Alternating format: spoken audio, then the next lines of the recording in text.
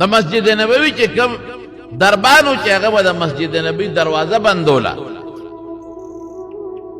هغه وی یو ورځ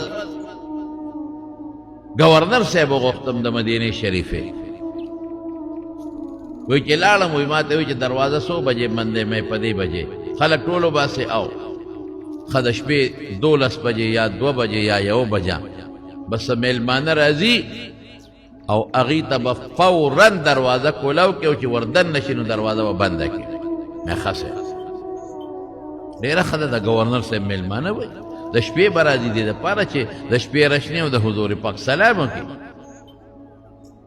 چې خلک د جومات نه ووتل ما ټولې دروازې جرنده کړي مرکزي دروازې سره ناست یم چې میلمانه راشي ور وډبېد او چې ورسنګ وډبېد او ما دروازه کوله وکړه نو سړي را دننه شو او هغوی سره بیلچې چاریانې سسکورې او ګنترې دي اوهو دا څو شو خدایا ما خوی دا به د ګورنر صاحب میلمانه وي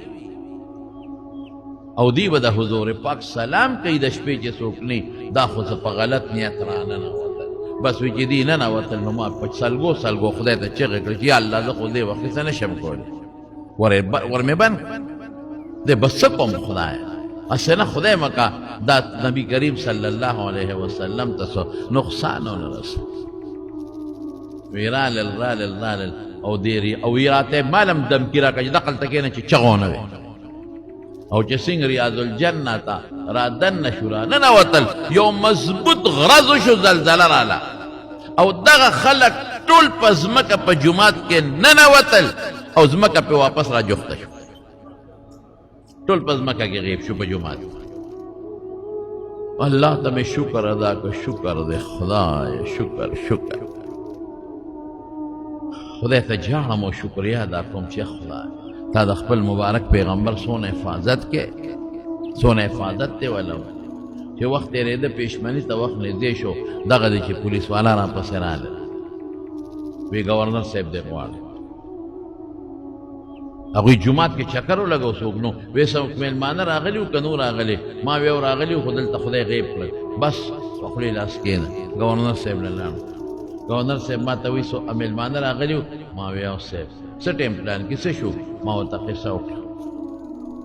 وی چې په خولې به لاس کړې چاته به نه وی ما چې صاحب راشه چې هغه ځای راته وښیمه چې کوم ځای ځمکه شلېدلې ده دوی پکې رانوتې دي د هغې د جامو د پرتوګونو پلیسکي هغه ټوکړې بار پاتې دي ښکاري دام د فرانس انګریزانو او د مدینې ګورنر له پیسې ورکړې وې د چا په سر آها نن سبا خلک پیسې ورکوي خلکو له ملا مړکا اجرت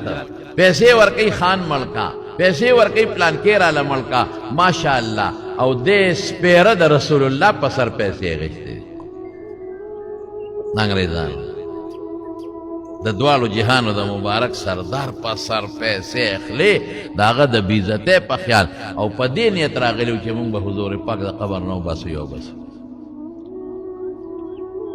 دا د سکې دیوال ته تو شوی دی او په هغې ښه مضبوط دیوال د سر ته رسېدلی دی او بره پې هغوی بیا ګمبد جوړ کړی دی چې د بره نه څوک روانې ونه کړي یو د ګوتې د سوکې د قچۍ ګوتې برابر سورې پکې نشته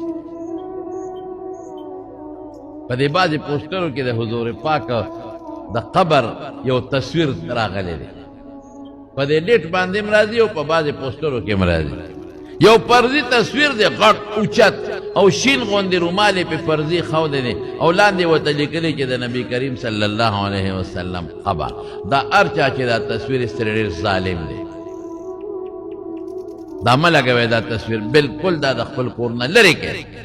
که چا کره په کور کې وي دا که په نټ کې هم چا سره ډیلیټ یې کې ختم یې کې دی د بل چا د قبر تصویر ایستی دی او د پیغمبر نو چې د امتي قبر د بل چا قبر یې ورته وایي دا د پیغمبر قبر دی نو بل چا ته پیغمبر ویل څه شی دی کفر دی که نه دی هغې کې خو د ګوتې برابر ستوله نشته خوار شي تا تصویر د کم ځای نه واخیست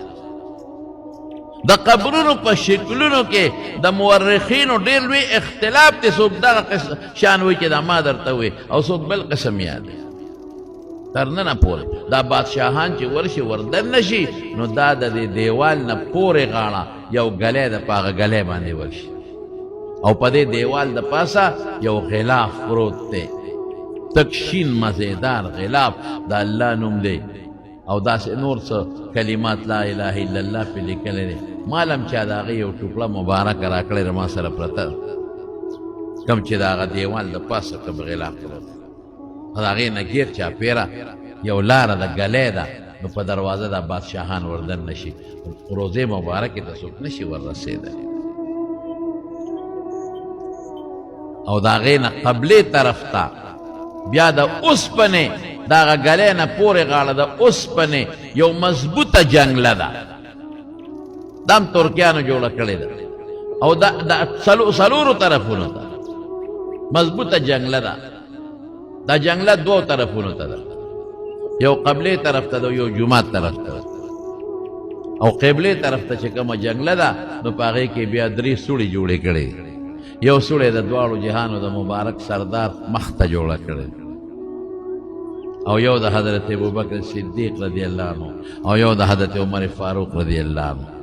نو خلک لاړ شي د حضور پاک مخ مبارک ته مخامخ په هغه جنګله کې چې کومه سوړه ده نو هغه لږه غټه ده، نورې وړې دي. نو خلک په حضور پاک درود شریف مو یو سلام پې مچ، خلک ولاړ دي، ډېر سات خلک ولاړ. الصلاة والسلام عليك يا رسول الله،